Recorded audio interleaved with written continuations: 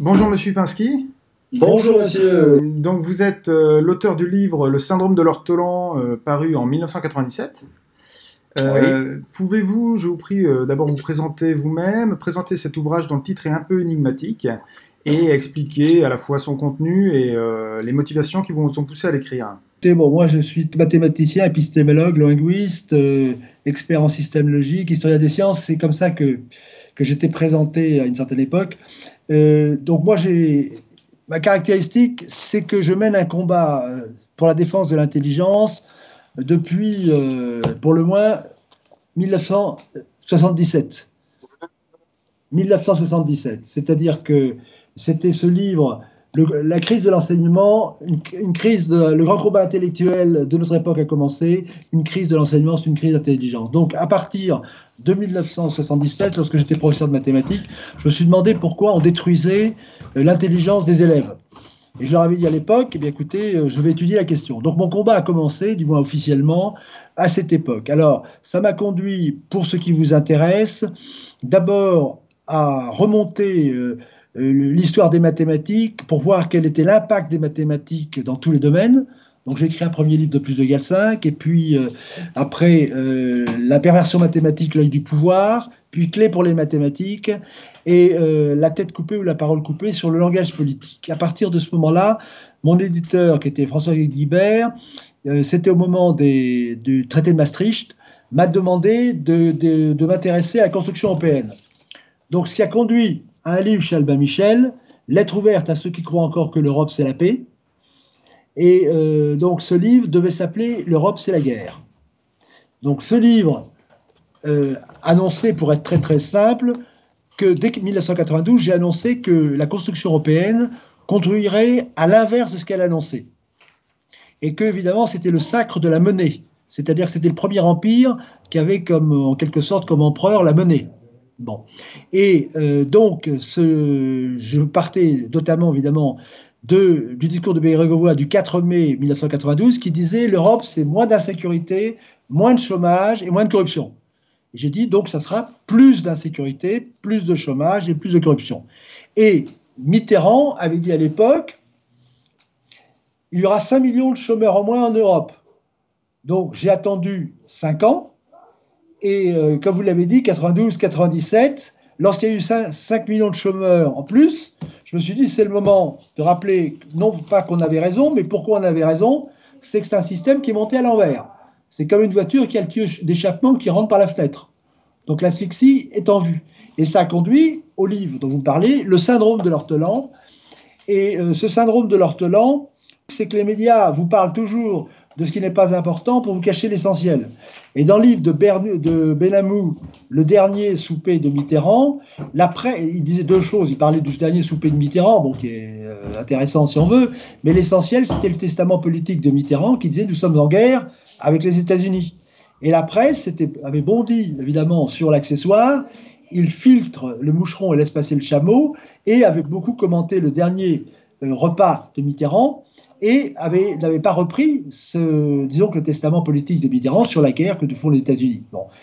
Et donc j'avais pris comme titre, ce qui est un rapport avec l'UPR, le titre c'est « Appel au président de la République », qui était Chirac, pour qu'il révèle la guerre que nous font les États-Unis et sorte ainsi l'Europe du piège européen. Bon, ça, c'est tout le Frexit, si on peut dire, qui est là. C'est-à-dire, j'étais un jour allé à une réunion de l'UPR, et sans je pose la moindre question, un militant m'avait dit François Asselineau a pris votre livre et en a fait un parti. Bah. Donc là, alors, la réponse importante sur l'ortolan, c'est que c'est cet animal qui est plongé dans le noir pour le dévorer. Et donc, c'est le thème de l'aveuglement. C'est-à-dire que, comme les 5 ans s'étaient passés depuis Maastricht, comme j'avais révélé le système de montage à l'envers, eh bien, j'ai traité là le système d'aveuglement qui fait que les Français ne veulent pas voir les choses comme elles sont. Ne veulent pas, ne savent pas, ne peuvent pas. Donc, le thème important de ce livre, c'est l'ortolan, c'est-à-dire c'est ce système d'aveuglement des Français, et le thème, c'est la guerre de représentation, qui fait que ce n'est ni un peu plus ni un peu moins exactement l'inverse, c'est-à-dire que la tromperie est totale. C'est-à-dire qu'on vous dit que l'Europe va vous apporter moins de chômage, moins d'insécurité et moins de corruption, on vous le vend comme ça, on vous vend comme ça à l'Europe, et en fait, le produit qu'on reçoit est à l'inverse. À quel moment avez-vous pris langue avec l'UPR et François Asselineau? C'est pas tout à fait comme ça que ça s'est passé. Ce qui s'est passé, c'est que je connaissais quelqu'un qui me harcelait en quelque sorte depuis très longtemps pour que je rencontre François Asselineau. Bon. Et moi, j'avais d'autres choses à faire. Et puis un jour, je me suis laissé convaincre. Et donc j'ai rencontré, donc cette personne connaissait Asselineau et effectivement, et savait que François Asselineau s'était intéressé au syndrome de l'ortolan. Donc j'ai pris rendez-vous avec François Asselineau, pour être très précis, c'était le 31 janvier 2012 au Lutetia à 17h. Bon. Ah, d'accord. Et là, nous avons eu un entretien très, très cordial, au cours duquel il m'a bien dit que la source de son inspiration, c'était le syndrome de l'ortolan, et que ça lui avait donné ce qu'on peut appeler la révélation de l'idée substantielle. Bon, vous savez que dans toute chose, il y a une idée, c'est ce qu'on dit dans le code de la propriété intellectuelle, il y a une idée caractéristique, et puis après on brode ou on enlève ou on fait autre chose. Mais lorsque nous lisons un livre ou que nous passons quelque part, tout à coup nous avons ce qu'on appelle une idée. Voilà. Une idée. Alors là, toute la question que vous ne me posez pas encore, c'est la question de l'idée est-elle protégeable, que faut-il penser de ce procédé? Il y a des convergences évidentes entre les conférences, le contenu des conférences de François Asselineau et votre livre. Il se trouve qu'il cite notamment la fameuse citation de Georges-Marc Benamou, enfin de Mitterrand. Et il semble bien qu'à aucun moment dans toutes les conférences qu'il a faites, au moins sur celles portant sur la construction européenne, il ne vous cite comme source ou comme référence. Voilà. La question se pose de savoir si c'est une inspiration ou si c'est un plagiat en quelque sorte. Est-ce que quelle est votre opinion à ce sujet? Moi, je n'ai pas d'opinion, moi je n'ai que des certitudes, je viens vous le dire. C'est-à-dire que bon, il me l'a dit, et c'est une. Si vous voulez, après, on rentre dans des considérations intégrales. Un, il me l'a dit, tout simplement. Bon. Deux, nous avons eu quelques relations parce que au départ, donc cette personne qui me poussait à le voir m'incitait à travailler avec lui. Donc, comme il n'était pas très, très installé à l'époque, je lui ai proposé de recevoir à Versailles pour qu'il fasse une conférence. Bon, mais finalement, ça ne s'est pas fait parce qu'il ne voulait pas être invité, il voulait que ce soit uniquement lui, il ne voulait pas avoir la casserole de Versailles, parce qu'apparemment, c'était une casserole. Versailles, je crois que c'était un château. Mais bon, j'ai peut-être pas vu. Tout ça, c'est en 2012, donc. 2012. En 2012, donc on a eu quelques pourparlers. Et puis finalement, ça n'a pas abouti parce qu'il ne voulait pas, pour les raisons que je viens de vous indiquer. Et donc, la dernière fois que je l'ai vu, bon, nous avons eu des échanges téléphoniques et autres, c'était le 3 mars à 16h, place de la République. Et bon, voilà, on a eu une conversation, puis ça s'est arrêté là. Bon, je n'ai pas cherché à faire ce que j'ai fait dans le cas de Philippe Guillaume, ancien PDG d'Antenne de FR3, que j'ai fait condamner pour contrefaçon. C'était le plus gros procès en contrefaçon parce que je suis très pillé, si vous voulez. C'était parce que les gens ont peu d'idées. Il se trouve que j'ai ce qu'on appelle en littérature une grande capillarité. C'est-à-dire qu'il y a beaucoup à grignoter chez moi. Donc j'en vois passer l'un ou l'autre qui partent sous le bras avec quelques idées et ils essaient de faire leur fromage, si je peux dire, avec. Alors par rapport à la question que vous posez, donc d'abord il y a mon témoignage, si vous voulez le savoir. Deuxièmement, bon, il y a la citation avec la césure, parce que j'ai piégé quand même ma citation pour voir si on la prenait chez Benamou ou pas. Bon, ça c'était un petit truc des services secrets bien classique, si vous voulez, pour repérer qui est passé. C'est comme le scotch sur la porte, si je peux dire. Bon, ça raccourcit. Mais ce qui est plus frappant et plus intéressant, si je peux dire, c'est évidemment cette obsession, nous sommes en guerre avec les États-Unis, qui a été repris et que je suis le seul d'ailleurs à avoir cité parce que personne n'a voulu se brûler les doigts sur cette idée qui est dérangeante. Et en plus, ce qui est très intéressant, si je peux dire, c'est que, et ce qui est le plus grave, c'est qu'il a pris cette idée, bon, et il y a la question qui est posée, c'est est-ce que les idées sont de libre parcours? Hein, c'est la grande question, on peut reprendre les idées, donc c'est toute la distinction qu'il y a entre le plagiat et la contrefaçon. Le plagiat et la contrefaçon, c'est que le plagiat, c'est s'inspirer, mais ce n'était pas condamnable. La contrefaçon est caractérisée lorsque dans le droit français, la citation, la forme copiée, si je peux dire, est marquée par l'empreinte de la personnalité de l'auteur. Bon. Et là, bon, je n'ai pas fait l'exercice, ça ne m'intéresse pas, mais il n'y a pas contrefaçon à ce sens, si vous voulez. Mais elle est plus grave, si je peux dire intellectuellement, parce que, ayant eu sa révélation par ce livre, donc appel au président, il s'est dit, ça sera moi le président, hein, appel au président de la République, donc il a trahi l'idée. C'est-à-dire que dans le phénomène de contrefaçon que les gens ne comprennent pas, parce qu'en général les gens disent c'est très bien, on vous a copié, c'est comme quand on prend votre femme, ça veut dire qu'on l'apprécie. Vous voyez ce que je veux dire. Donc les gens sont un petit peu là et disent c'est bien, on reprend vos idées, on les diffuse. Mais ce qui est très grave, c'est que, comme le disait Napoléon, une idée géniale ne peut être appliquée que par celui qui l'a conçue. C'est-à-dire derrière une idée, c'est comme Fernandel. Vous ne pouvez pas copier Fernandel. Vous ne serez pas Fernandel. Bon. Et donc, dans une idée, quand ce qui est une vraie idée, il y a toute une capillarité, toute une ensemble de choses qui, surtout si c'est une idée politique, doit être mise en œuvre par celui qui l'a conçue, si vous voulez. C'est consubstantiel à la manière de pratiquer. Et ce qui est très embarrassant dans cette histoire, c'est que, disons que François Asselineau, au lieu, et ça ne dérangeait personne, de dire, écoutez, qu'est-ce qu'on peut faire ensemble? Bon, il s'est glorifié de cette idée puisqu'il dit toujours je suis le seul. Alors c'est assez catastrophique, c'est assez déplorable. Donc ça veut dire que son but c'est pas de gagner. C'est-à-dire que si on mène un combat, on peut pas gagner seul. Donc il faut prendre toutes les personnes et si on a une idée qu'on prend chez quelqu'un, pourquoi ne pas le dire et puis rajouter ce qu'on a à faire et travailler ensemble. Bon, ça il n'a jamais pensé le même à le faire. Et le pire c'est que disons que dans une idée, c'est comme en pharmacie. Vous avez, dans un médicament, parce que j'ai travaillé dans la pharmacie, vous avez un principe actif et l'excipient. Et j'allais presque dire qu'il a pris l'excipient et il n'a pas pris le principe actif. Le principe actif, c'est cet aveuglement. C'est-à-dire que François Asselineau, bon, c'est pas un homme politique. C'est pas un homme politique. Il n'a pas de stratégie politique de prise du pouvoir. Sinon, je me présente. Bon, c'est que c'est quelqu'un qui fait des conférences, qui dit des sujets qui grattent, qui accumule les éléments du dossier, mais ça ne mène à rien parce que c'est pas la peine. C'est comme pour la mer. Pour savoir que la mer est salée, il suffit d'une goutte ou voire une cuillère à soupe. Mais si vous passez toute votre vie à goûter la mer pour dire qu'elle est salée, ça n'avance à rien. Donc là, le problème auquel on est confronté, c'est le thème de mon livre, c'est qu'il faut prendre le pouvoir. Et c'est la prise du pouvoir. Donc il suffit, comme on dit dans l'armée, ce qu'on a juste à connaître. Qu'est-ce qu'on a juste à connaître pour savoir qu'il faut prendre le pouvoir et débarquer ceux qui nous pillent, et nous mènent en esclavage, voire nous assassinent, c'est dans mes deux livres.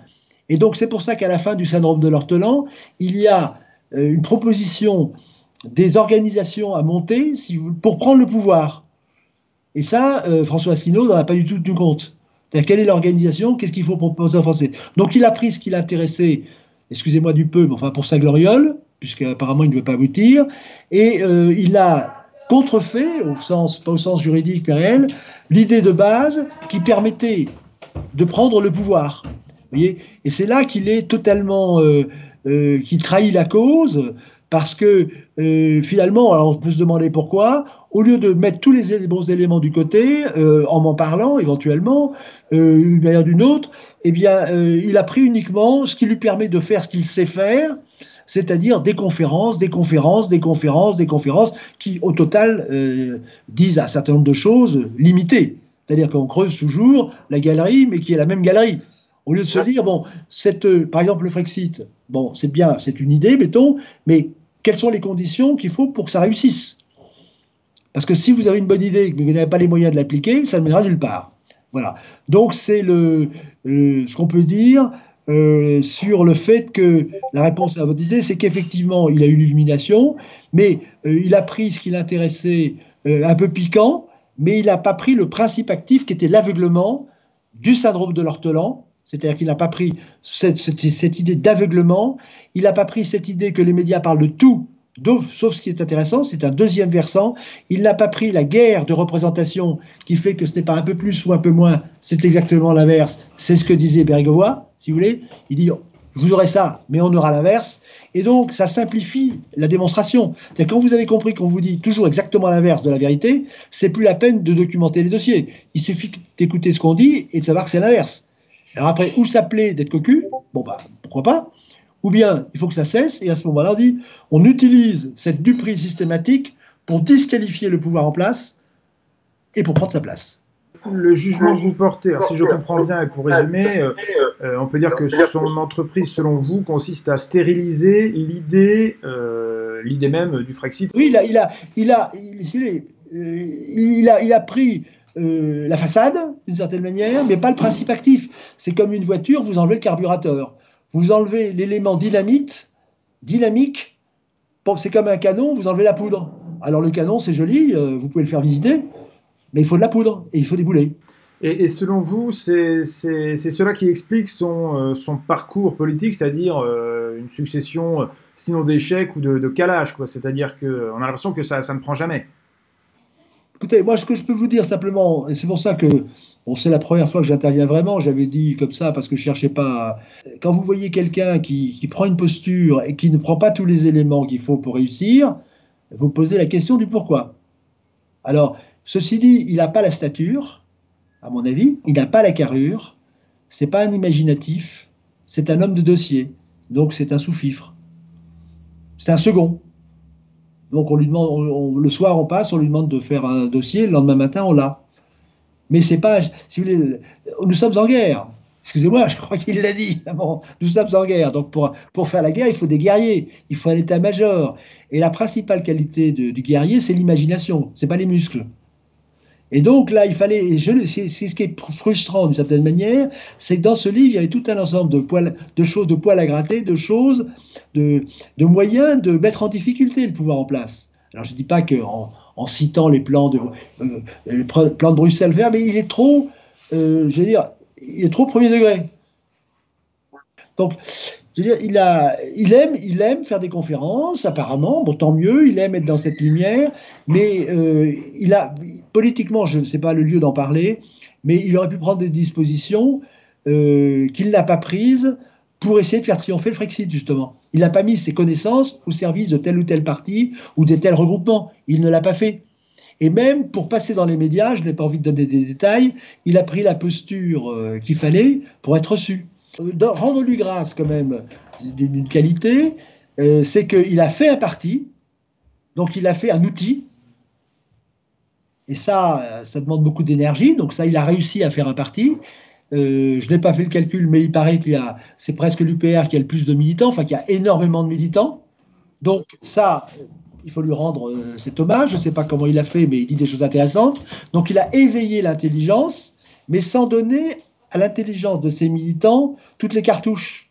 C'est un peu les gardes suisses le 10 août 1792, si je peux prendre une image. Bon, il faut quand même armer ses troupes, si vous voulez. Bon. Et donc, je pense que cette force doit conduire le combat. Donc, ces militants, il faut qu'ils continuent. Bon, je pense que ce parti, qui est une arme, doit être préservé, a priori, quitte à l'utiliser dans un sens, mais pour